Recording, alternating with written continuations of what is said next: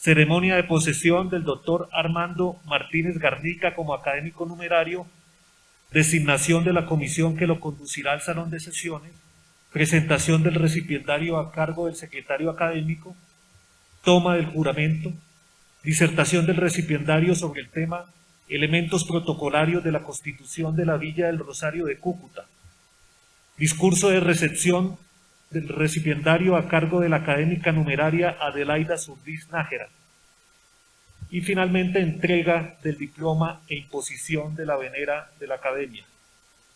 Séptimo, postulación de la candidatura del doctor Alberto Gómez Gutiérrez como académico numerario de la corporación. Octavo, postulación de la candidatura de Silvano Pavón Villamizar para académico correspondiente de la corporación. Noveno, clausura de la sesión por parte del señor presidente. Este es el orden del día, señor presidente.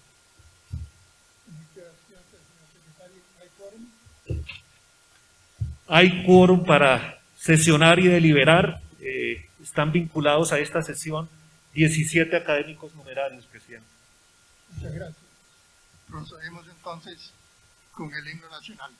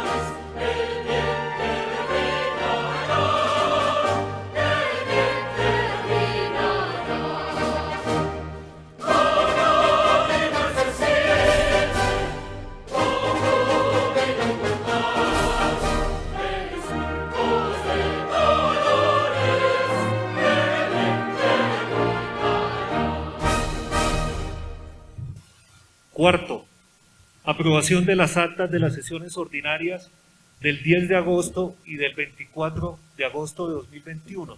Me permito informar a los académicos que el pasado 4 de septiembre fueron circuladas a través de correo electrónico a todos los académicos de la corporación el texto de estas dos actas. Los comentarios y observaciones ya fueron incorporadas a los textos.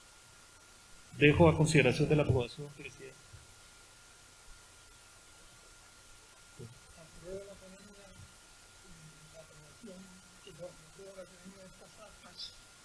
Que han estado a disposición de ustedes. Quinto, saludo del señor presidente de la academia.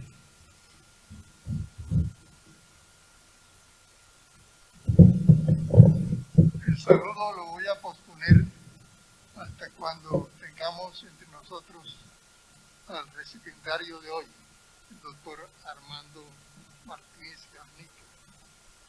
Y voy a nombrar, para que vayan a buscarlo y traerlo al salón, al doctor Rodrigo Llano y al académico doctor Gustavo Altamar.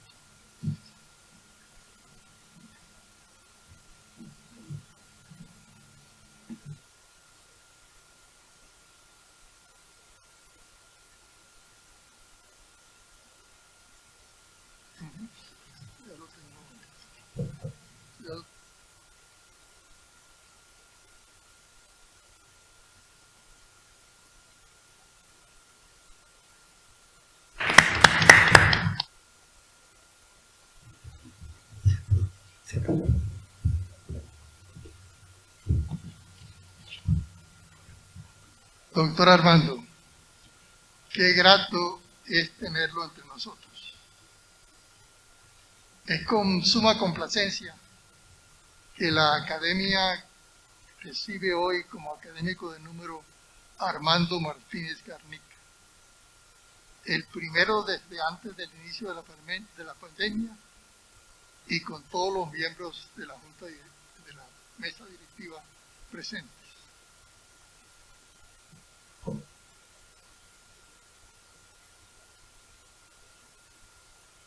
Además, producto de la modernidad y de la reforma de estatutos, puesto que sin el Zoom no hubiese podido darse, él será también el primer académico no residente en Bogotá electo en toda la historia de nuestra academia.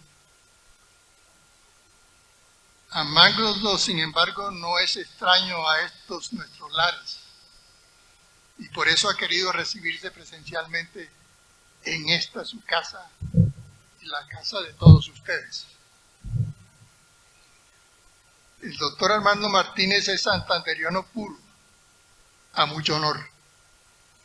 Santander es su hogar, como que desciende en línea directa del capitán Juan Martínez de Angulo y Campo, establecido en 1560, digo bien, en 1560 en Vélez, y con encomienda en lo que es hoy Florida Blanca.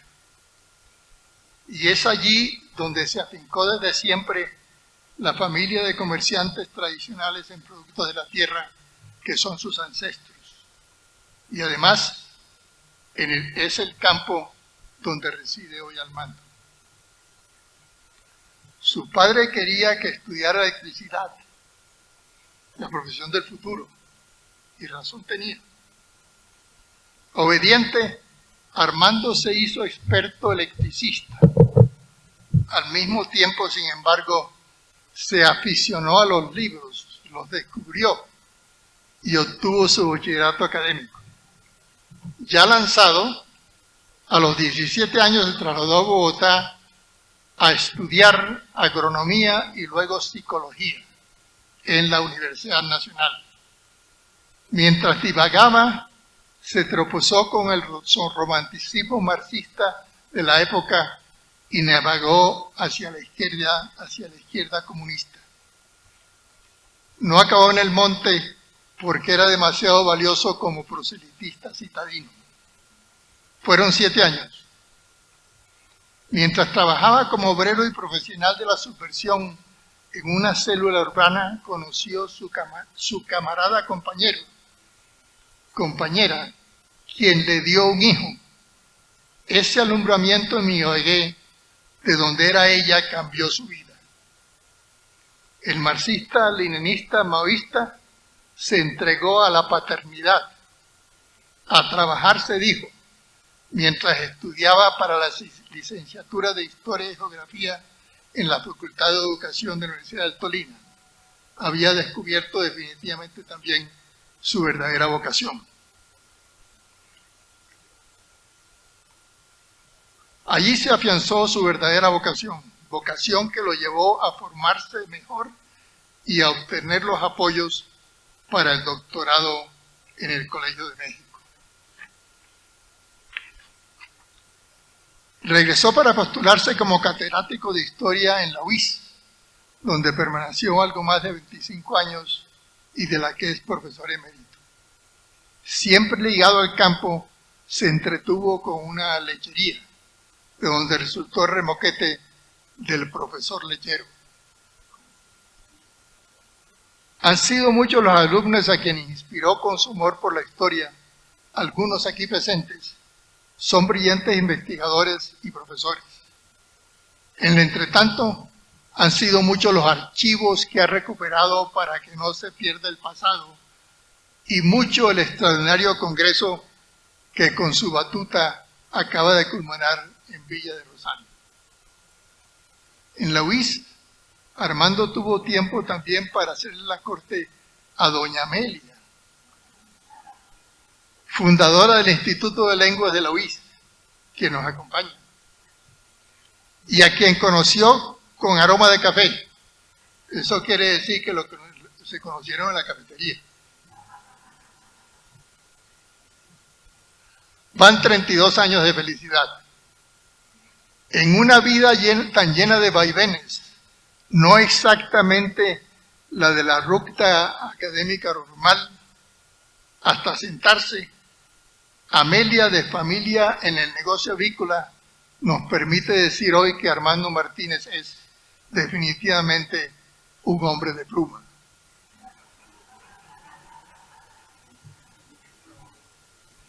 Pero mucho más que eso, un acucioso obrero y artífice de la historia. Bienvenido, Armando.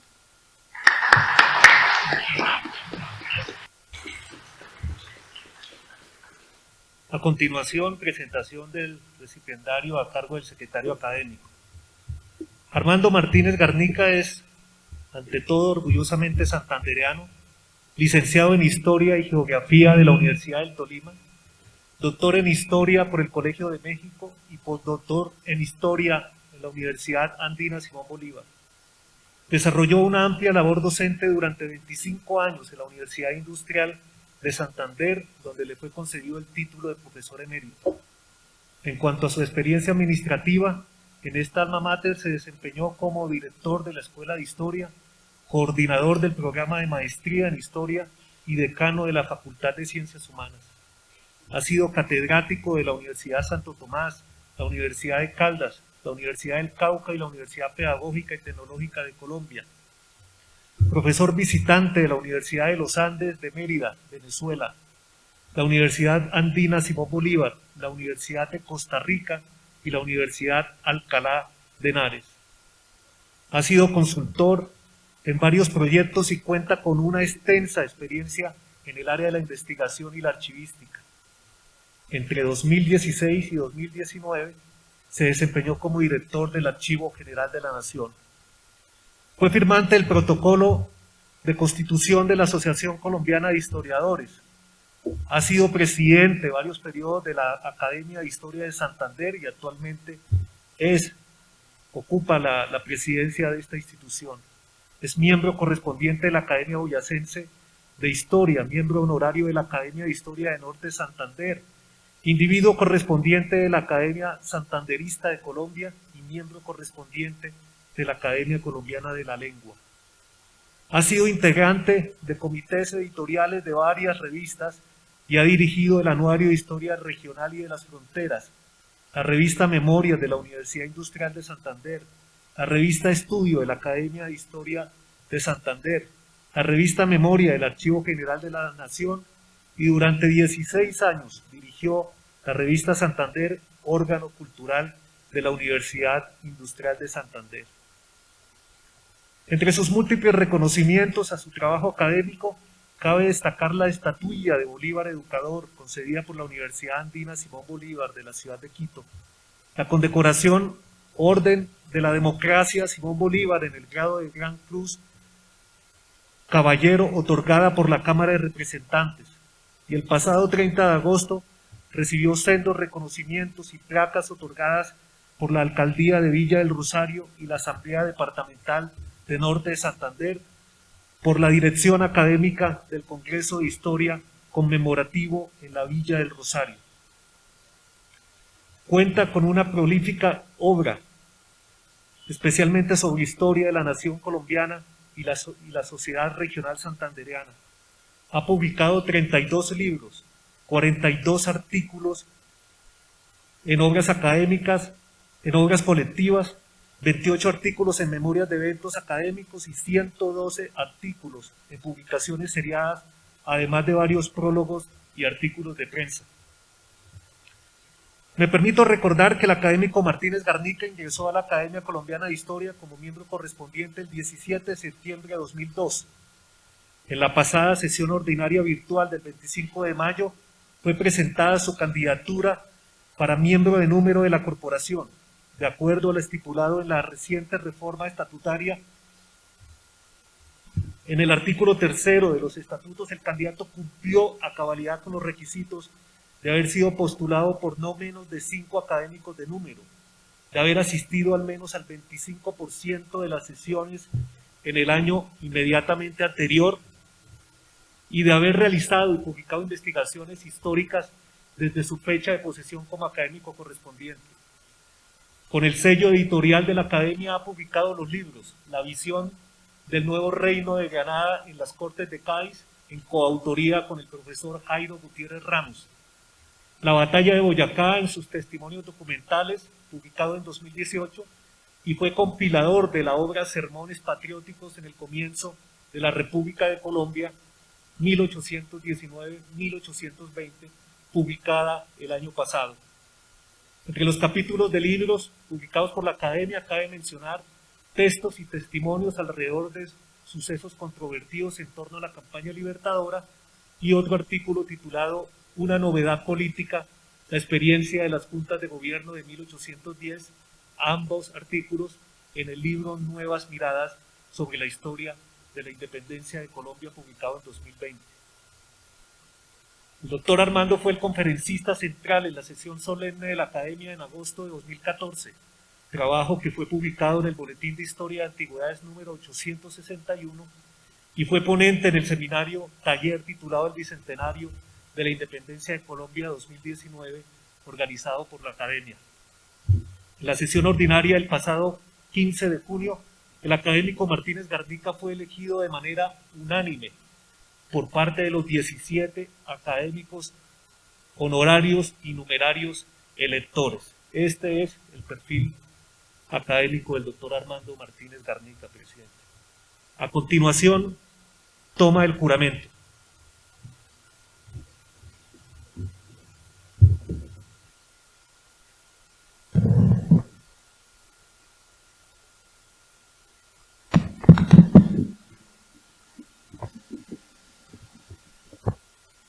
Doctor Armando Martínez Garnica, ¿jura usted por la patria y la Academia cumplir fielmente los deberes que le impone el cargo de académico numerario para el cual ha sido elegido? Sí, juro. Si así lo hace, que la patria y la Academia os lo premien, y si no, que ellas os lo demanden.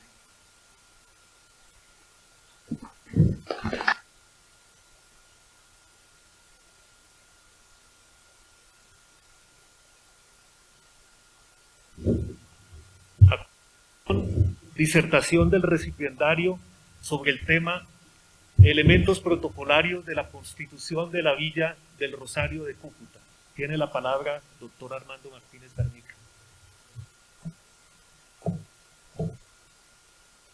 Honorables académicos, señoras y señores. Al tomar posesión de la silla 39 en esta honorable Academia de Historia, debo comenzar mencionando brevemente a los 4 ilustres académicos que me han precedido en el uso de ella. En orden cronológico, fueron Martín Restrepo Mejía, Miguel Aguilera, Álvaro García Herrera y Antonio Cacua Prada. Martín Restrepo Mejía, natural de Medellín, fue el primero en ocupar esta silla en el año 1912 y fue presidente de la Academia durante los años 1916 y 1917. Destacado educador, regentó los colegios de Boyacá en Tunja y Santa Librada en Cali. Escribió para los colegios de la República textos de lectura, aritmética, geografía, gramática de la lengua castellana, pedagogía doméstica y lógica. Miguel Aguilera, el segundo en ocupar la silla 39, nació en Madrid, Cundinamarca, y ocupó esta silla en el año 1940. Fue vicepresidente de la Academia en los años 1942 y 1943. Abogado de la Universidad Nacional, Fue director de Instrucción Pública de Cundinamarca en 1926 y magistrado del Tribunal Administrativo de Bogotá desde 1924. Publicó estudios sobre el Laci de Segovia, Marco Fidel Suárez, el arzobispo Manuel José Mosquera y Miguel Antonio Caro. De gran resonancia fue su estudio de 1951 sobre la enseñanza de la historia en Colombia, publicado en la Ciudad de México. Álvaro García Herrera, natural de Bogotá, era hijo del ilustre académico Laureano García Ortiz. Abogado rosarista, se desempeñó como diplomático en varios países y fue rector de la Universidad Libre. Tomó posesión de la silla 39 en el mes de julio de 1974 y falleció en Bogotá el 21 de abril de 1980, cuando ejercía la representación del Partido Liberal en el Senado de la República. Antonio Cacua Prada, mi ilustre antecesor y paisano, nació en el municipio de San Andrés, en la provincia de García Rovira. Fue vicepresidente de la Academia entre los años 2001 y 2008 y dirigió el Boletín de Historia de Antigüedades durante 21 años. Abogado y periodista, su producción bibliográfica se acerca a un centenar de obras, buena parte de ellas biografías de personalidades de la patria, sin contar sus numerosos ensayos, prólogos de libros y discursos académicos. Dirigió durante 27 años el Instituto Universitario de Historia de Colombia y fue, por si no lo sabían, el primer decano de Humanidades en la Universidad Industrial de Santander. Hoy es académico numerario.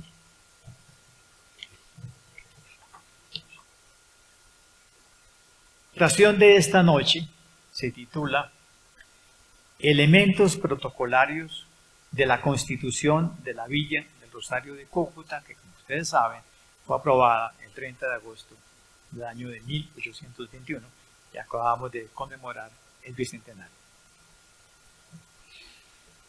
Después de una década de experiencias constituyentes en el mundo hispano, en cuyo haber figuraban 3 constituciones nacionales, 2 de Venezuela, la del 21 de diciembre de 1811 y la del 15 de agosto de 1819, y la de España del 19 de marzo de 1812, así como 9 constituciones provinciales de las cuales tenemos certeza que fueron las de Cundinamarca, Tunja, Antioquia, Cartagena, Pamplona, el Estado Libre del Socorro, Neiva, Popayán y Mariquita, ya estaba bien resuelto por los constituyentes venezolanos el protocolo de la hoja de ruta para reunir un Congreso Constituyente.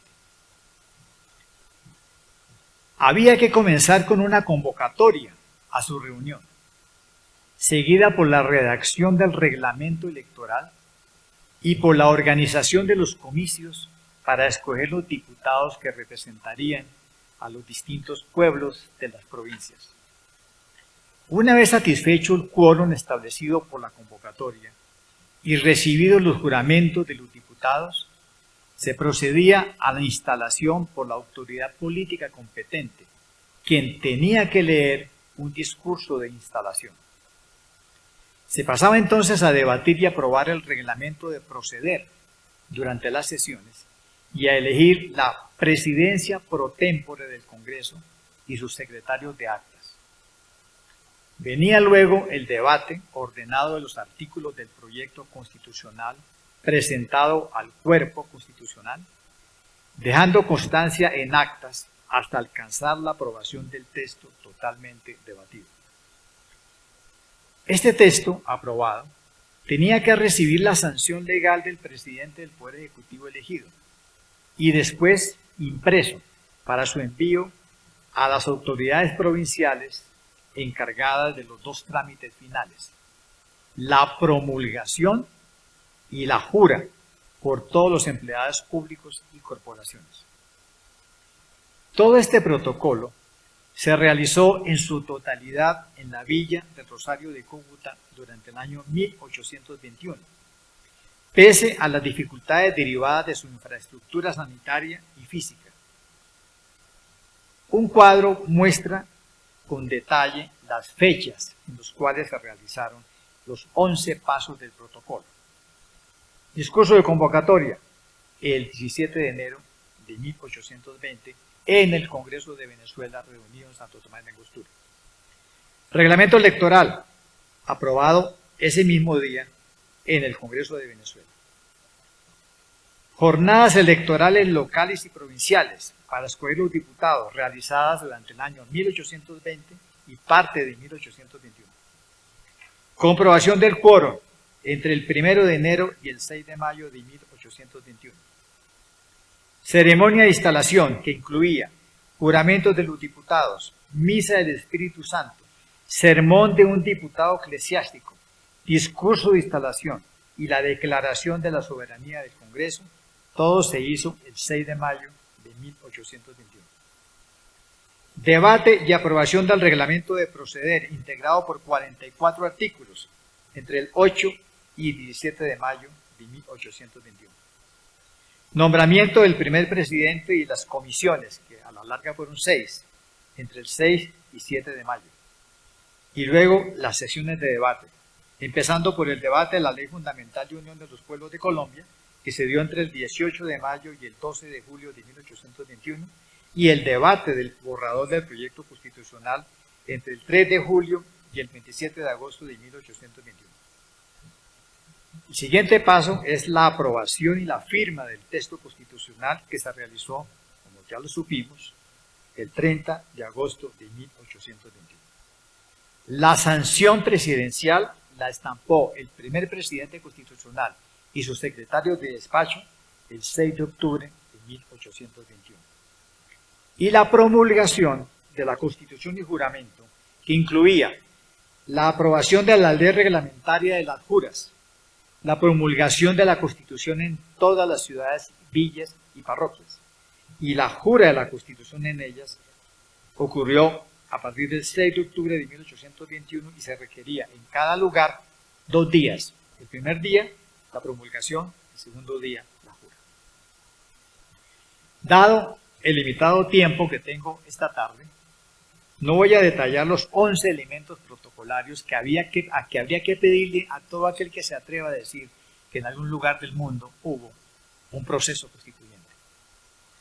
Solamente voy a hablar de 5, que son la ceremonia de instalación, el reglamento de proceder, el debate de la ley fundamental, el debate del proyecto de constitución y finalmente la promulgación y la jura de la Constitución, que se olvida por los juristas que había que hacer en cada lugar de la República de Colombia.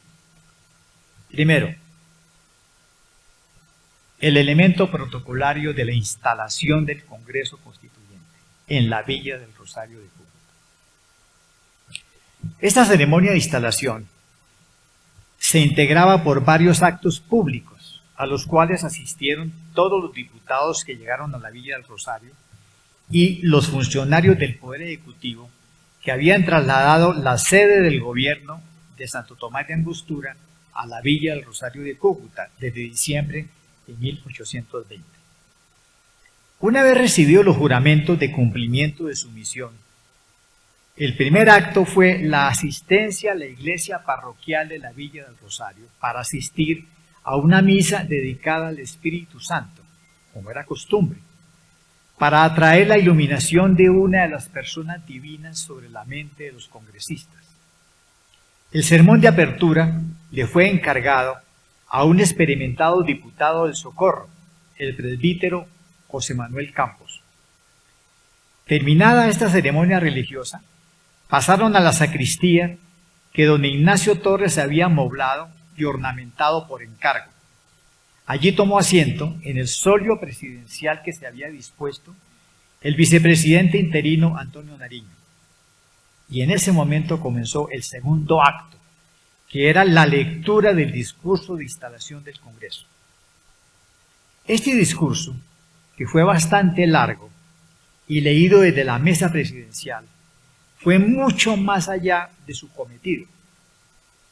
La instalación de un cuerpo soberano no necesitaba que el representante del Poder Ejecutivo le diese recomendaciones sobre las definiciones constitucionales respecto del nombre de la nueva república, que él quería que se llamara Estados Equinocciales de Colombia, ni de la ventaja de tener un régimen unicameral, de la necesidad de una división tripartita del poder estatal, de la conveniencia de un régimen electoral indirecto y no censitario, de la necesidad de una fuerza militar profesional, ni recomendaciones sobre el nuevo sistema tributario.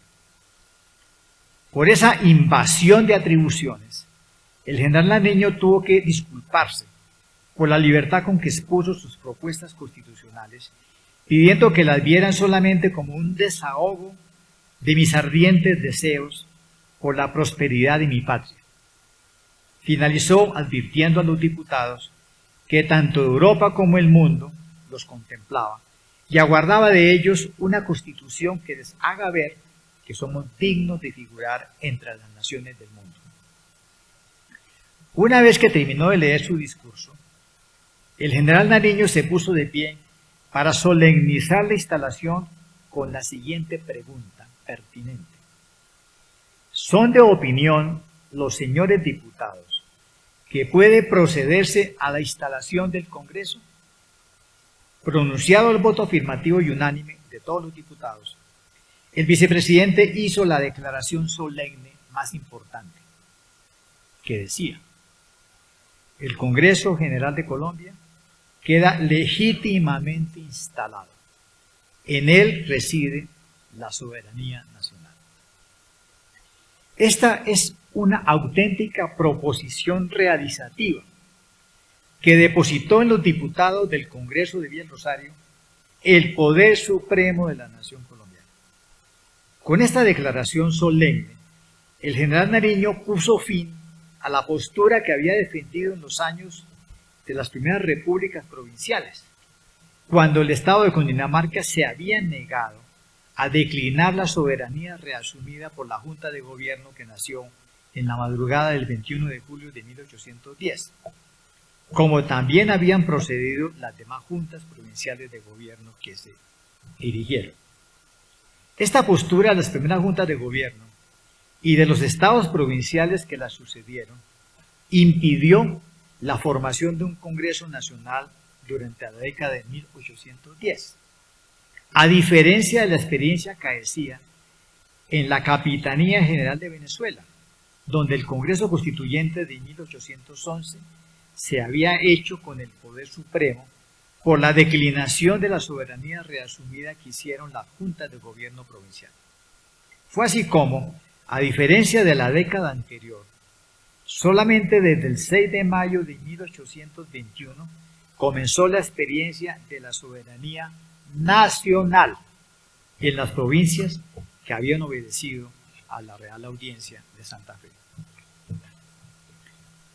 Segundo elemento, un Congreso necesita un reglamento de proceder. Entre el 6 de mayo y el 14 de octubre de 1821, estuvieron sesionando en la sacristía de la iglesia de la Villa del Rosario 71 diputados de las provincias de los departamentos de Cundinamarca y de Venezuela, que en algún momento estuvieron en el Congreso Constituyente. Entre los lunes y los sábados sesionaron cada día durante 5 horas, entre las 9 de la mañana y las 2 de la tarde. Y en algunos días se citó a sesión extraordinaria desde las 6 hasta las 9 de la noche. El borrador del reglamento de proceder que reguló estas sesiones fue elaborado por los diputados Diego Fernando Gómez, Bernardino Tovar, José Francisco Pereira y José Antonio de las Bárcenas. Una comisión integrada por los diputados Pedro Gual, Gaspar Marcano y Diego Fernando Gómez fue encargada de revisar todos los artículos que se fueron aprobando en las sesiones. Entre el 8 y 17 de mayo fueron debatidos y adoptados los 44 artículos del reglamento de proceder.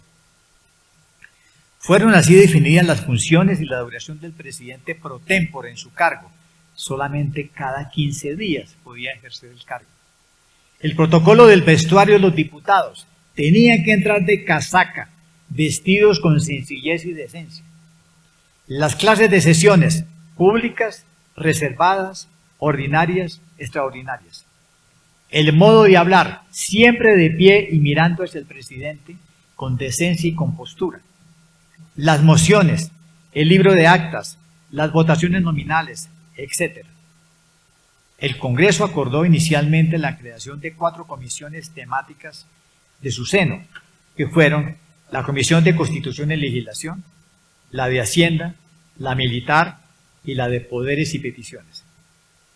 Durante el transcurso de las sesiones fueron creadas 2 comisiones más, la Comisión de Crédito Nacional y la Comisión de Educación Pública. Conforme al reglamento de proceder, cada 15 días se renovaban los cargos de presidente y vicepresidente del Congreso por elección hecha en su seno. Los 2 secretarios del Congreso fueron elegidos durante la sesión de instalación y fueron ellos los diputados Francisco Soto, de Cúcuta, y Miguel Santamaría, de Veracruz, México. Siguiente elemento, el debate de la Ley Fundamental de Unión de los Pueblos de Colombia. Durante la sesión del 18 de mayo de 1821 comenzó la discusión de la Ley Fundamental de Colombia. Y la pregunta era, ¿se ratificaría la voluntad de los constituyentes de Venezuela que habían aprobado el 17 de diciembre de 1819 la reunión del Virreinato de Santa Fe y de la Capitanía General de Venezuela en una sola república que llevaría el título de República de Colombia? ¿Esta unión era indicada por la naturaleza y era conveniente? La respuesta que se diera implicaba una definición del régimen de gobierno de esa unión. ¿Sería centralizada o sería federal? La ratificación de la unión del Virreinato y de la Capitanía General contaba con la opinión mayoritaria, pues la mayoría creía que ofrecería las proporciones y medios de elevarse al más alto grado de poder y prosperidad. Pero el régimen administrativo, planteado como una confederación de estados o como una centralización de los 3 poderes públicos, produjo una profunda división de las opiniones. El diputado Manuel Baños, partidario de un régimen federal y teocrático, propuso extender la unión a todo el continente para oponerla a la Santa Alianza que se había formado en la Europa del Congreso de Viena. El diputado Alejandro Osorio también era partidario de una confederación de 11 estados equinocciales, con capital del gobierno general en Panamá. Y tanto José Ignacio de Márquez como Fernández de Soto, Manuel María Quijano y Nicolás Ballén de Guzmán argumentaron en favor de la organización federal. Pero muchos diputados, como Pedro Gual, Antonio María Briceño, José Manuel Restrepo, Diego Fernando Gómez, Fernando de Peñalver, José Manuel Campos, Vicente Borrero, Miguel de Zárraga, Bernardino Tovar, Francisco Soto, Sinforoso Mutis, Carlos Álvarez, Ildefonso Méndez, Miguel Ibáñez, Miguel Santamaría y el presbítero Lorenzo Santander eran partidarios de un régimen centralizado, con un único gobierno representativo con división tripartita del poder público. Al salir de Bogotá, Vicente Azuero era partidario de una confederación entre Venezuela y la Nueva Granada, pues conocía el odio concentrado y las rivalidades entre estos pueblos. No estaba dispuesto a permitir que los venezolanos tuvieran un influjo directo en la administración interior de la Nueva Granada, pues la desorganización social acaecida en Venezuela, donde apenas es conocido el derecho de propiedad y donde no hay un momento de seguridad, era un ejemplo que tenía que ser evitado. La Confederación era su estrategia para restringir cualquier lazo de unión a Venezuela. Pero cuando ya se instaló en la Villa del Rosario y entabló conversaciones con diputados venezolanos, entre ellos Fernando de Peñalver, cambió totalmente sus ideas. Sus grandes verdades fueron en adelante las siguientes. Primera, las rivalidades entre venezolanos y granadinos se mantendrían si se mantenían 2 departamentos con esos mismos nombres, y ello impediría una verdadera unión en cualquier sistema de gobierno. En consecuencia, eso había que destruirlo y terminar con el régimen de 2 vicepresidentes si se quería la unión y la autoridad del presidente. Segundo, la escasez de hombres ilustrados no permitiría crear dos legislaturas departamentales, ni dos estados, sino apenas un solo estado y una única legislatura. Estos principios de la realidad lo convencieron de la Unión Colombiana y de un gobierno centralizado. Por ello, 3 proposiciones derivadas fueron aprobadas por amplia mayoría. Primero, los pueblos de Nueva Granada y Venezuela se unirían en una república única, cuyo gobierno sería popular, representativo. Segundo, Colombia solo tendría un solo poder legislativo, un solo poder ejecutivo supremo y un único poder judicial supremo. Tercero, para su mejor administración, el territorio nacional solamente se dividiría en departamentos. En su proyecto de constitución, Nariño propuso la división del territorio nacional en 7 estados y una representación nacional compuesta de electores de toda la República, un solo cuerpo legislativo indivisible y con sesiones permanentes. Pero en opinión de Azuero, el proyecto de Nariño era un delirio. En cuanto al régimen de departamentos para el territorio nacional, se contaba con la idea que el general Bolívar había difundido previamente: dividir la República de Colombia solamente en 3 departamentos que se llamarían Venezuela, Cundinamarca y Quito. Pero los congresistas temieron que esto no le daría estabilidad al gobierno general y predijeron lo que ocurriría. Un vicepresidente de Quito se haría independiente con facilidad, pues su poder era como el del presidente. Por ello, aprobaron dividir en 7 departamentos el territorio nacional, que al final serían 12. No se imaginaron los diputados la razón que tenían en ese momento. Colombia se disolvió cuando el presidente Bolívar creó 3 prefectos generales, que se llamaron Páez, Flores y Urdaneta, desde 1828, después de la crisis política. Y cada uno de ellos agarró uno de los 3 estados que disolvieron la Primera República de Colombia. Después de muchos debates, finalmente en la sesión del 11 de julio presentó el diputado Vicente Azuero el texto que redactó con el título de Ley Fundamental de la Unión de los Pueblos de Colombia. Y el siguiente día fue aprobada. El primer artículo unió a los pueblos de la Nueva Granada y Venezuela en un único cuerpo de nación bajo el pacto de que su gobierno sería ahora y siempre popular, representativo.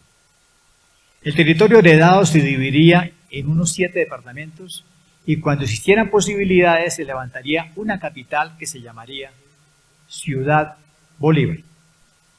La votación nominal del artículo 3 de la Ley Fundamental, que dividía el Poder Supremo Nacional para su ejercicio en una sola legislatura, un único Poder Ejecutivo y un solo Supremo Poder Judicial, permitió identificar a los federalistas irreductibles que había dejado este largo debate. Esos federalistas irreductibles, que serán los enemigos del gobierno Santander, son Salvador Camacho, Leandro Egea, José Ignacio de Márquez, José María Inestrosa, Juan Ronderos, Nicolás Ballene Guzmán, Antonio Malo, Manuel Baños, Pacífico Jaime y Mariano Escobar. De todos modos, el 12 de julio se declaró aprobada la Ley Fundamental con el texto definitivo que fue copiado en el acta de la sesión de ese día y que es un documento muy conocido y divulgado. Siguiente punto, que es el central del Congreso Constituyente, y es el debate del proyecto de Constitución. La pregunta obligada es: ¿quién redactó el proyecto de Constitución básico? Es decir, el borrador que fue debatido. Vicente Azuero informó al vicepresidente Santander que estaba apresuradamente redactando un proyecto para que lo examine y rectifique la Comisión de Legislación y después pasarlo al Congreso. José Manuel Restrepo también hizo circular un proyecto constitucional. La Secretaría del Congreso recibió un proyecto constitucional elaborado por el general Antonio Nariño. Y también Luis Eduardo Dazola había preparado unos apuntamientos constitucionales que hizo llegar al vicepresidente. Cuando Alejandro Osorio se desempeñaba como presidente del Congreso, hizo leer sus apuntamientos constitucionales, que era una opción de confederación de 11 estados equinocciales de Colombia, con capital en Ciudad Bolívar, que para él debía haber sido construida en el sitio de las Cruces del Estado de Panamá. La Comisión de Constitución solamente tuvo en cuenta el proyecto conjunto elaborado por Restrepo y Azuero. Esos son realmente los redactores, José Manuel Restrepo y Vicente Azuero. Todos los demás fueron desechados. Aunque la comisión estaba integrada por Vicente Azuero, José Manuel Restrepo, Diego Fernando Gómez y José Cornelio Valencia, esta comisión presentó a la Secretaría el proyecto a debatir en la sesión del 2 de julio, con el discurso preliminar, advirtiendo que no había adherido al proyecto de Nariño, sino a un tipo que tenía la Constitución aprobada por el Congreso de Venezuela. Está claro que la segunda Constitución de Venezuela del 15 de agosto de 1819 fue el tipo de Constitución adoptada por los constituyentes de Colombia. La Comisión de Constitución tuvo como una de sus fuentes básicas esa Constitución, está claro. Desechó solamente su clasificación de los ciudadanos en activos y pasivos, el procedimiento para sancionar la Constitución en las provincias, por medio de colegios examinadores, y desechó, por supuesto, el poder moral que había inventado el general Bolívar. Fue de cosecha propia a los constituyentes de la Villa Rosario la caracterización del gobierno de Colombia como popular representativo, que nos persigue hasta el día de hoy como paradigma de la cultura política colombiana. Estos también introdujeron la institución del Consejo de Gobierno como un apoyo diario al presidente, pero desecharon la institución del Consejo de Estado, que había sido introducida por el general Bolívar en Angostura durante el año 1817 y que Bolívar volverá a introducir después de la crisis de 1828. Sorprende mucho, en cambio, algo que Vicente Azuero no quiso confesar: el uso de la Constitución política de la monarquía española, aprobada en Cádiz, como fuente de muchas determinaciones conceptuales. Todo lo concerniente al rey y al príncipe de Asturias no fue tenido en cuenta, por supuesto, pero lo relativo al título noveno, que es de la instrucción pública, fue vertido en las leyes de instrucción pública que fueron aprobadas en Villa del Rosario, así como la estrategia de crear una Dirección General de Estudios. Francisco José Llanes le confesaría al vicepresidente Santander que la Constitución española era el libro favorito de los políticos de Caracas, y su mala comprensión de esa carta era la fuente de su aspiración al ejercicio de una autoridad desconocida en la República. Quizás su idea de los ayuntamientos constitucionales que le sirvió de base para resistir el juramento de la Constitución colombiana en Caracas. La huella de la Constitución de los Estados Unidos de América de 1789 en la Constitución colombiana se puede identificar en los artículos 40 y 42, relativos al Poder Legislativo, sección 1 del título 4. La división del Congreso en dos cámaras proviene del primer artículo, sección 1 de la Constitución estadounidense, así como la reserva en la Cámara de Representantes de todos los proyectos legislativos que impusieran contribuciones e impuestos para el incremento de la renta interna de la nación, tal como quedó expresado en el artículo 42 de la Carta Colombiana, que también concedió al Senado la facultad de adicionarlas, alterarlas o rehusarlas. Pero hoy en día sabemos que estas disposiciones de la Constitución norteamericana ya se habían acogido previamente tanto en las dos primeras constituciones de Venezuela como en la Constitución del Estado Libre del Socorro, que se erigió en el Valle de San José y que tuvo vigencia entre 1812 y 1816. El protocolo de debates y de la sanción de las leyes, que son los artículos 43 a 53, también se inspiraron en el protocolo acogido por la sección séptima del artículo 1 de la Carta de los Estados Unidos.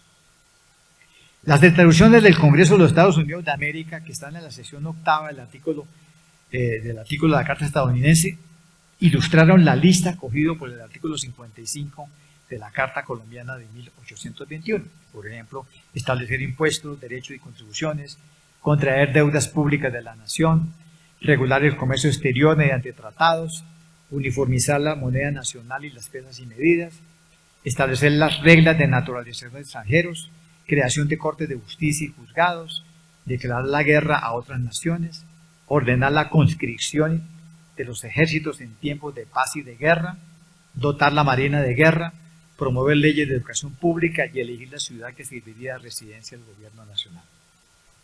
Los constituyentes colombianos solo agregaron una facultad que tuvo a la vista el recuerdo de la invasión napoleónica de la península ibérica en 1808, que es permitir o no el paso de tropas de otro estado por el territorio de Colombia, que había sido tan nefasta para la monarquía de Carlos IV. El Poder Ejecutivo depositado en un presidente para periodo de 4 años, acompañado por un vicepresidente, pasó de la sección primera del segundo artículo de la Constitución estadounidense a los artículos 105, 107 y 108 de la Constitución colombiana. El Poder Judicial de los Estados Unidos fue confiado a una Corte Suprema de Justicia y a los tribunales inferiores que estableciera el Congreso, una disposición que fue acogida por el título sexto de la Constitución colombiana. Pero la gran diferencia entre estas dos constituciones es que la de los Estados Unidos solo tiene 7 artículos, mientras que la Constitución de la Villa del Rosario resultó finalmente con 191 artículos. Aunque la Comisión de Constitución tuvo a la mano en Villa del Rosario muchas cartas constitucionales, entre ellas la de los Estados Unidos y la de los estados provinciales del tiempo de las primeras repúblicas, hay que decir que la estructura repartidora de títulos, secciones y artículos realmente fue la Constitución de Cádiz y la de Venezuela de 1819. En la sesión del 30 de agosto, finalmente, 61 diputados firmaron el texto definitivo de la Constitución. Y ese día se retiró el diputado Manuel Baños, sangileño, para no estampar su firma en el original. Al hacerlo, los constituyentes no consignaron los nombres de las provincias que representaban, tal como sí habían hecho los constituyentes de Venezuela, que se reunieron en Angostura durante el año 1819. Un olvido que le fue reprochado por el doctor Francisco Javier Llanes en sus apuntamientos sobre la liberación de Colombia que circularon en Caracas durante el año 1823. Y finalmente les hablaré de un elemento muy importante que no ha sido tenido en cuenta, que es el elemento de la promulgación y la jura de la Constitución.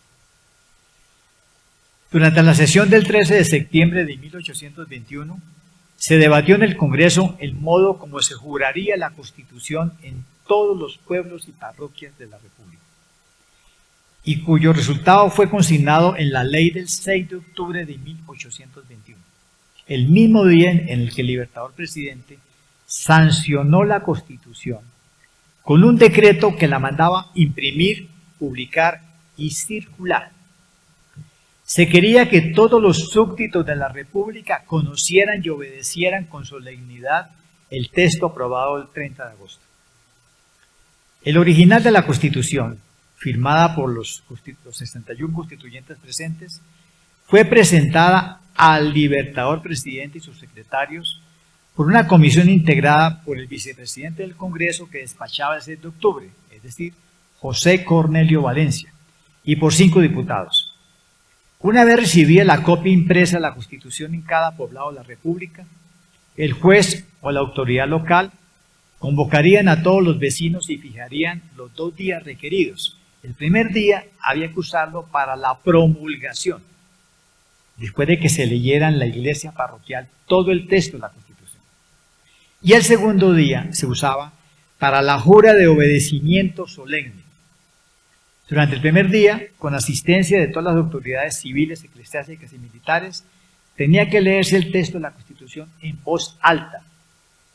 Concluida la promulgación, se haría repique de campanas, salvas de artillería y señales de regocijo. Durante el segundo día, Asistirían todos los vecinos a la iglesia parroquial para escuchar una misa solemne de acción de gracias, en la que el celebrante haría una breve exhortación a obedecer religiosamente la Constitución. Concluida esta, los concurrentes jurarían guardar la Constitución con la siguiente fórmula que leería el jefe político del lugar, y la fórmula fue la siguiente: juráis por Dios y por los sagrados evangelios obedecer, guardar y sostener la Constitución de la República de Colombia, sancionada por el primer Congreso General el día 30 de agosto de 1821. Una vez que todo el público reunido respondía que sí, tenían que decir además: sí juramos, no solamente sí. Se cantaría el himno ambrosiano, que conocemos como Te Deum. Todas las autoridades de todas las corporaciones y todos los empleados públicos debían prestar el juramento con la siguiente fórmula: juráis por Dios y por los sagrados evangelios obedecer, guardar y sostener la Constitución. Y todos debían responder: sí juramos. Llego a la conclusión agradeciéndoles la paciencia que han tenido para seguir esta lectura. ¿Cómo se hace en el mundo hispano una carta constitucional para un Estado nacional, bien sea de régimen republicano o bien sea monárquico constitucional? La historiografía hispanoamericana ya ha mirado bien el protocolo que siguieron las Cortes Generales y Extraordinarias de la Nación Española entre los años 1809 y 1812, allí donde se inventó la palabra liberal para todas las lenguas europeas. También se ha fijado en los protocolos seguidos por los dos congresos constituyentes de la nación venezolana, la de 1811 y la de 1819. La experiencia constitucional más innovadora en Iberoamérica durante la primera década de la Revolución, como lo fue su Declaración de Independencia Absoluta, firmada el 5 de julio de 1811. Algunos jóvenes historiadores colombianos ya llamaron la atención sobre el constitucionalismo fundacional. A veces lo llaman el constitucionalismo revolucionario del periodo 1811-1815 en las provincias de la antigua Real Audiencia de Santa Fe, y exaltan los méritos de los constituyentes de Cundinamarca y de Antioquia.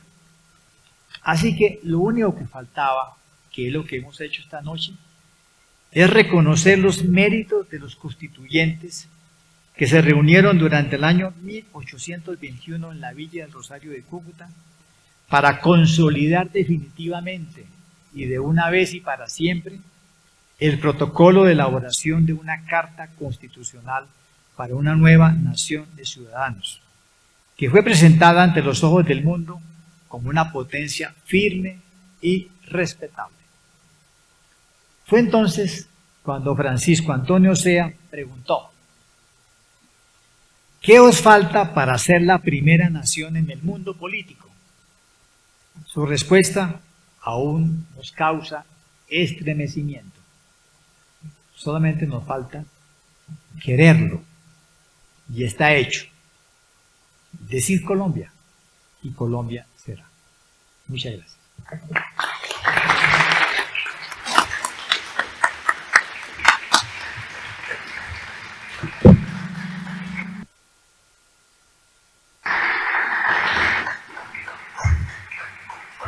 Agradecemos al recipiendario por su disertación sobre la importancia de estos elementos protocolarios en la Constitución de la Villa del Rosario. A continuación, el discurso de recepción del recipiendario, que estará a cargo de la académica numeraria Adelaida Sordiz Nájera.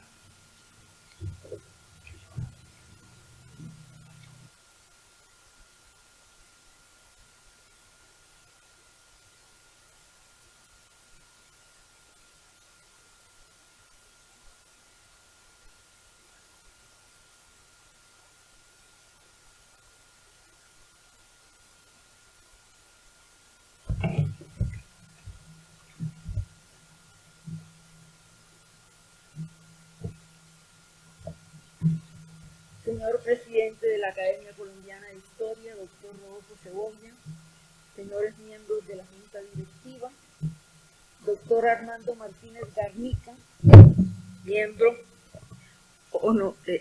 hoy de número de la Academia Colombiana de Historia, señora Amelia de Acevedo, señoras y señores. Por altísimo honor y designación de la Academia Colombiana de Historia y del recipiendario, horrorosa palabra que define el diccionario de la RAE como, comillas, persona que es recibida solemnemente en una corporación para formar parte de ella. Hasta aquí la RAE. Me ha correspondido decir el discurso de recepción de Armando Martínez Garnica, miembro numerario de la institución. Escribir sobre Armando Martínez, uno de los historiadores, investigaciones y archivistas más lúcidos y preparados del país, no es fácil. Espero poder pintar brevemente algunas notas sobre su larga y rica experiencia y su feliz ascenso a la más alta dignidad de la academia, que estaba en mora de realizarse.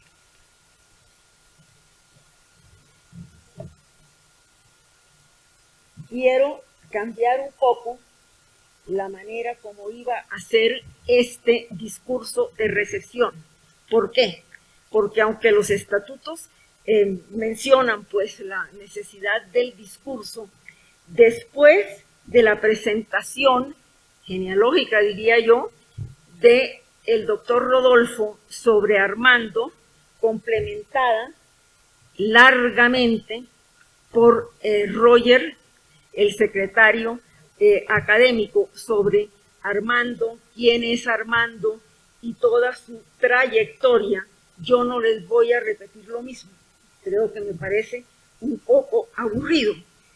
Entonces he decidido cambiar un poquito lo que tenía presentado al principio y hablarles sobre algo muy grato y muy cerca al corazón de Armando, que duró 5 años trabajándola de una manera dedicada, minuciosa y sin parar.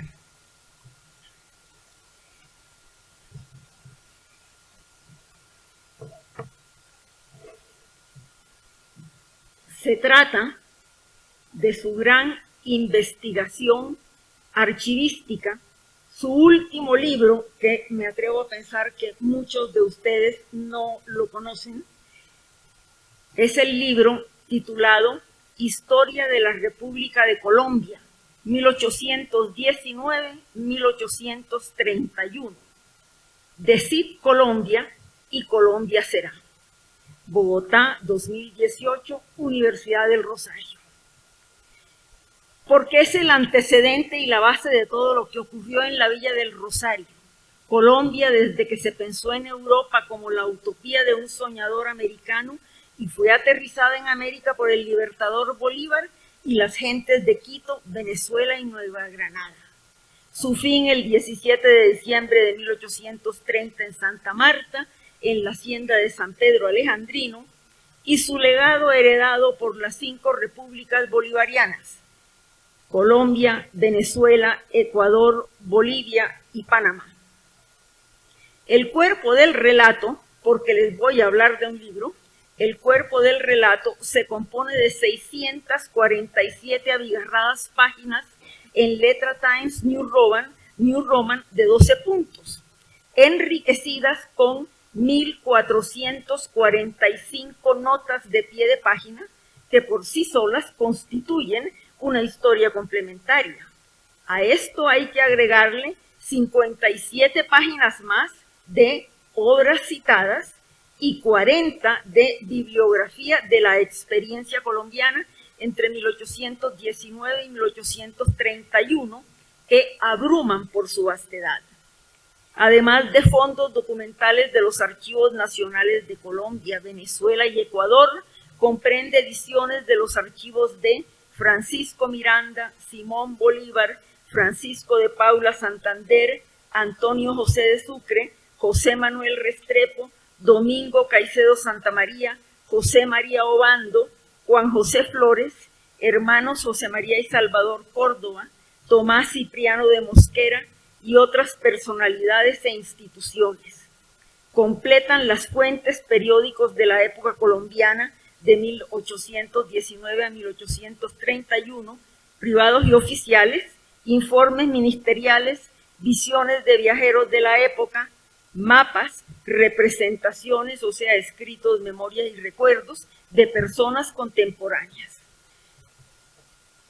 Esto pues muestra la vastedad y la dedicación de Armando durante 5 años paseándose por el mundo e investigando sobre esto.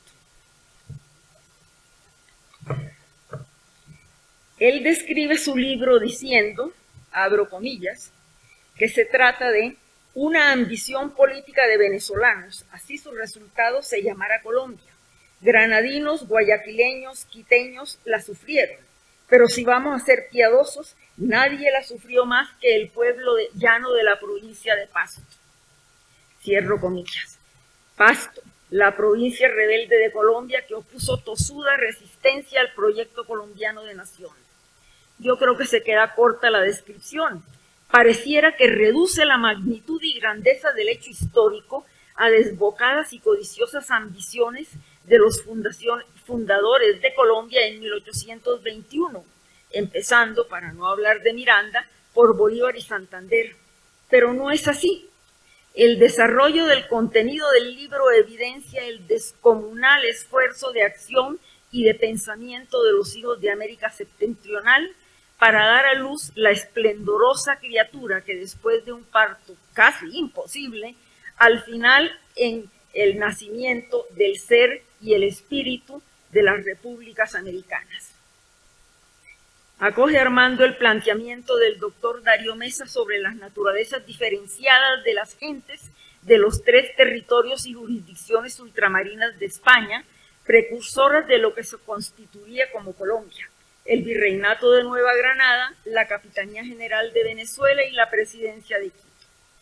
Entendiendo por naturaleza lo que desde el siglo XVI designaba, comillas, al vínculo natural de dependencia de todos los vasallos de un reino respecto a su señor natural, naturalezas que no logran fusionarse en el gran proyecto bolivariano de Colombia, a pesar del enorme esfuerzo unificador de los libertadores y las élites locales. Al proyecto bolivariano de Colombia descrito por Armando como, comillas, un proyecto nacional ideado por la voluntad de guerreros ambiciosos de gloria, así como publicistas liberales atraídos por la admisión, las legislaturas y las magistraturas. No perduró ese proyecto. Era demasiado extenso, inabarcable, una utopía grandiosa. Bolívar soñó con Miranda en un continente unido, pero ligero comprendió su imposibilidad y la irrealidad del precursor. Entonces restringió su ambición a los 3 territorios septentrionales de la América española, incluida Panamá, y luchó por ella hasta su muerte. Logró un tenaz esfuerzo de coordinación y convencimiento de los dirigentes y autoridades locales, amalgamar los ánimos y armar de casi nada un formidable ejército que dio al traste con el dominio español y desbarató el imperio. Generales venezolanos, los más, y granadinos, dirigieron a soldados sin coraza, calzados con alpargatas y sin camisas muchas veces, a través de Venezuela, Nueva Granada, Quito y el lejano Perú. ¿Cómo fue esto? ¿Cómo se pudo llevar a cabo? La portentosa imaginación y voluntad del libertador infundía valor, heroísmo y sacrificio sin límites a sus soldados y a numerosa población. Pero Bolívar no era un taumaturgo. La realidad se imponía y un incisivo pragmatismo dirigía sus acciones. Para ganar la guerra se necesitaban hombres, recursos, armas y municiones. ¿Qué hacer? Aquí entra en su apoyo ese sí, el mago de la administración y de las finanzas, Francisco de Paula Santander. La gesta americana no había sido posible sin él. El joven nacido en la Villa del Rosario, que casi niño se trasladó a Bogotá bajo la tutela de un tío al Colegio de San Bartolomé a estudiar leyes, carrera que no culminó porque la revolución temprana lo reclamó en sus huestes, se convirtió en el militar y político de confianza de Bolívar, además del proveedor de la guerra.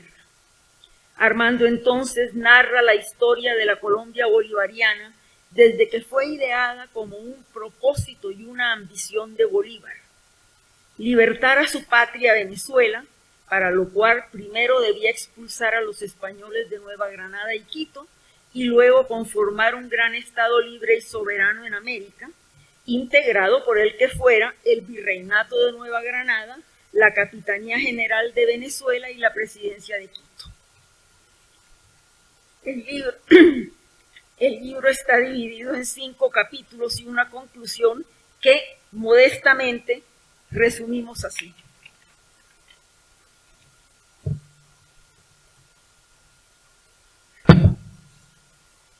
La ambición política desmedida, una nación continental. Trata de la invención colombiana y real, digo yo, de Francisco Miranda, fundamentada en sus observaciones y negociaciones con Inglaterra, el proyecto sobre la construcción de una nación del filósofo jurista suizo Émeric Vattel y el poco conocimiento de Miranda de la realidad americana y sus condiciones políticas. Segundo capítulo, la ambición política restringida, la República de Colombia. Comprende el aterrizaje de Bolívar, madurado ya por el fracaso de la experiencia mirandina en Venezuela, que lo lleva a restringir su ambición liberal y libertaria a los países septentrionales, su patria y el virreinato de Nueva Granada con Quito, integrado de Nueva Granada y por Panamá, como adhesión futura. Él tenía claro su derrotero. A un caballero de Jamaica le expresaría: no puedo persuadirme que el nuevo mundo será regido como una sola y gran república.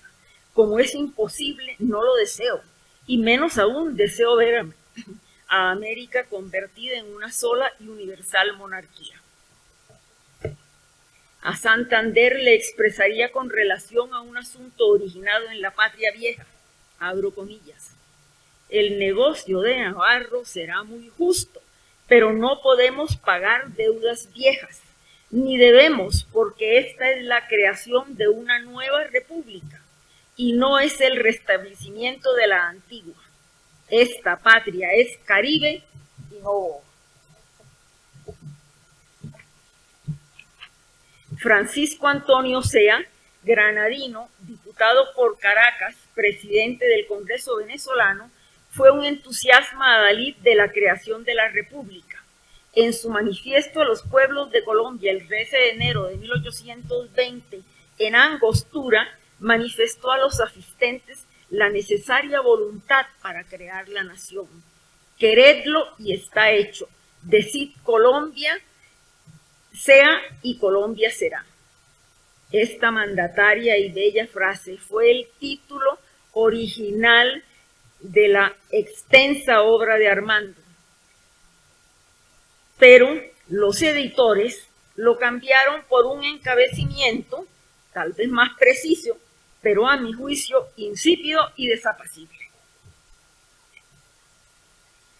Capítulo 3, los procesos de nacionalización de la vida política colombiana. Describe la nacionalización de los símbolos y pabellones nacionales y la vida institucional y la incorporación de las provincias al régimen establecido y la integración a la nación de los diferentes estamentos sociales. Una sucesión de láminas muestra los escudos y banderas de los departamentos desde la fundación de Colombia y su inclusión entre los símbolos nacionales. Capítulo 4. La frustración de la ambición política colombiana. Este capítulo dibuja el momento sombrío que marca el el declive del sueño bolivariano. En el fondo, los granadinos no querían a los venezolanos y estos se resentían de ser mandados desde Bogotá. Armando lo acaba de contar pues muy claramente. José Antonio Páez comienza la rebelión en Valencia, Venezuela. Una orden imprudente e impolítica de Santander y sus áulicos en el Senado fue percibida por el venezolano como un acto de, entre comillas, ingratitud y torpeza incalculable, y por el Libertador, que lo respaldó, como un acto inicuo y torpe. El incidente, por abrupto e inesperado, fue motejado como la cociata, la cociánfira o la cociaca. Esta es una voz popular caribe que designa una cosa pequeña o de escasa importancia. Pero lo que parecía cosa de poca monta indicaba en el fondo las voluntades que mostraban las naturalezas de los tres países. Bolívar le apostó a Venezuela y Santander resintió su actitud. Colombia comienza a desintegrarse y el vicepresidente atiza la crisis.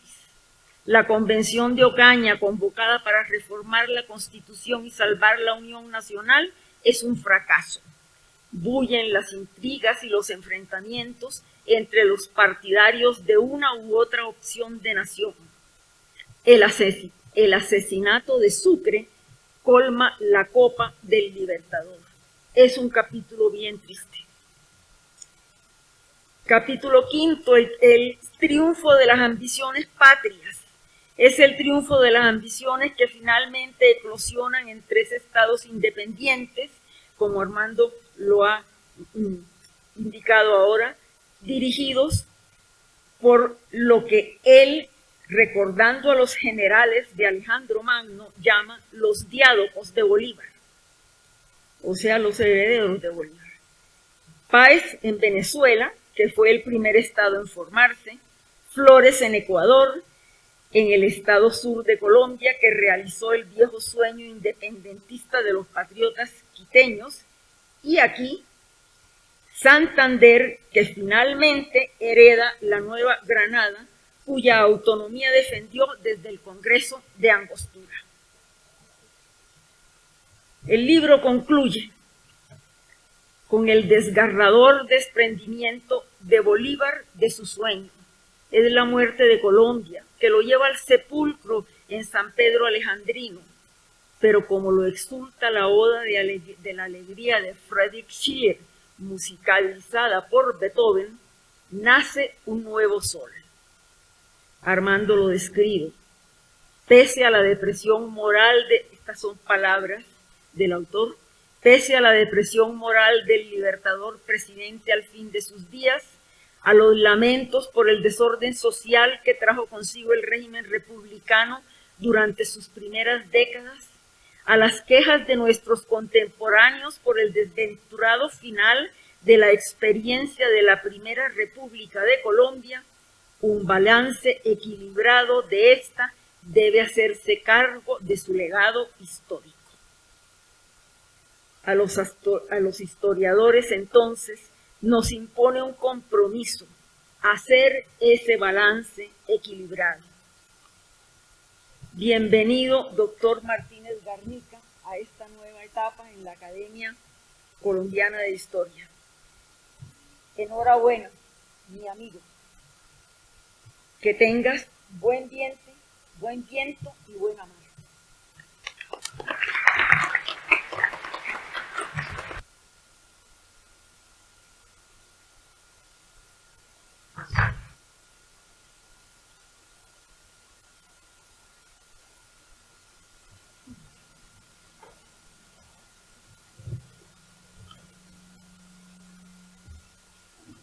Agradecemos a la doctora Adelaida Zurdiz por las palabras de recepción del académico Armando Martínez Garnica. A continuación, la entrega del diploma e imposición de la venera de la academia.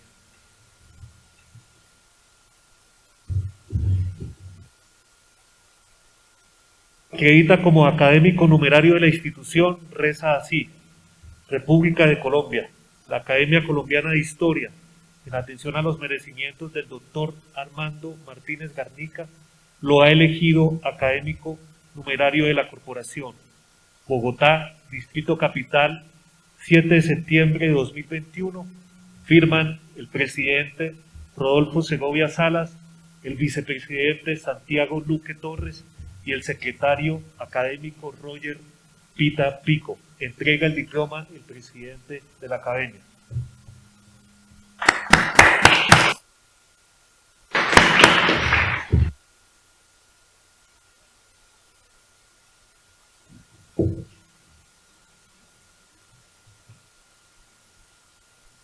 A continuación, la imposición de la venera de la academia a cargo de doña Amelia Acevedo Silva, esposa del recipiendario.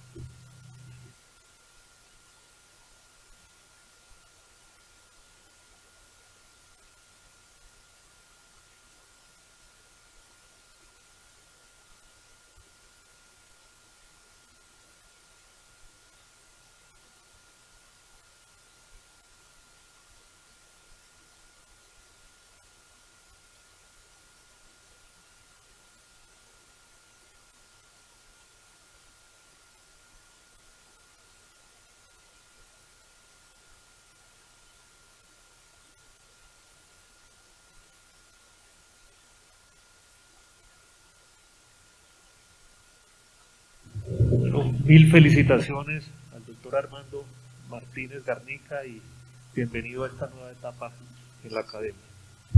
Seguimos con el orden del día.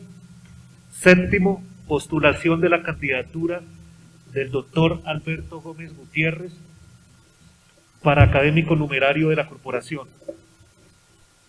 Al presidente Rodolfo Segovia le fue enviada la siguiente proposición.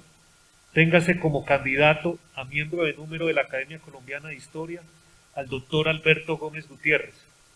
El doctor Gómez Gutiérrez es bachiller del Colegio Helvetia, microbiólogo de la Universidad de los Andes y doctor en bioquímica de la Universidad de París.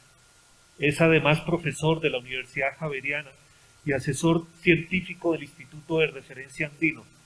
También es miembro correspondiente de las Academias de Ciencia y de Medicina. Es autor de un centenar de artículos científicos y de varios libros dentro de sus especialidades. Pertenece a comités editoriales de varias revistas y ha recibido varios reconocimientos nacionales e internacionales. Dentro de la Academia Colombiana de Historia, a la que pertenece desde el año 2017, ha tenido varias disertaciones y ha sido colaborador permanente de las actividades cotidianas de la corporación. La proposición fue presentada por los académicos numerarios Eduardo Durán Gómez, Efraín Sánchez, Gentil Almario, Teresa Morales de Gómez y Benjamín Ardila Duarte. Este es el texto de la proposición, señor presidente.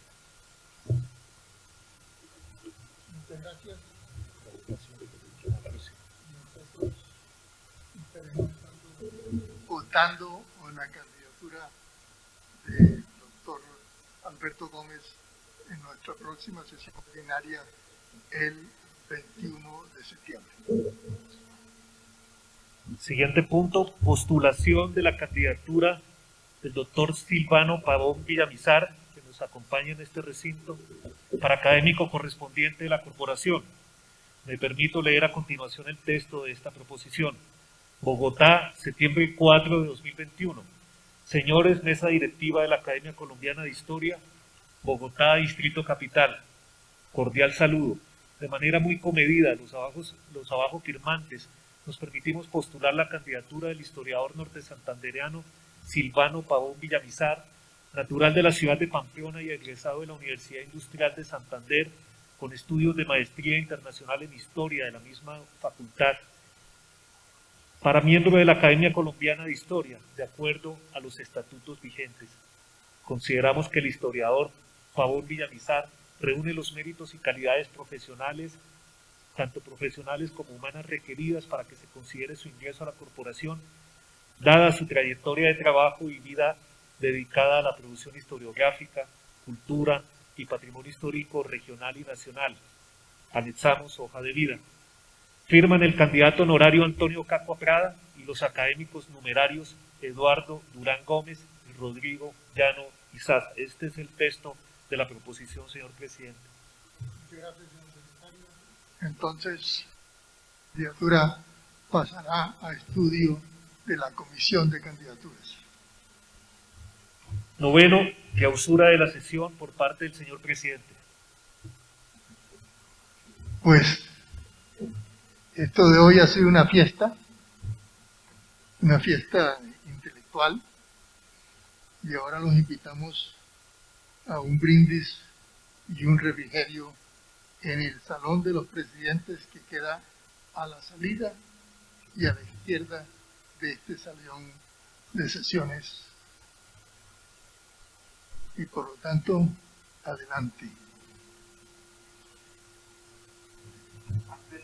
Clausurar la sesión e invitamos a la próxima sesión ordinaria virtual del 21 de septiembre, en la cual se posesionará como académico correspondiente extranjero el profesor español Juan Marchena Fernández, con la disertación titulada El Episcopado Colombiano 1500-1850, Pastores de Almas y de Indios. Concluido el orden del día, agradecemos inmensamente la asistencia a los aquí presentes y a los vinculados a través de la red Zoom.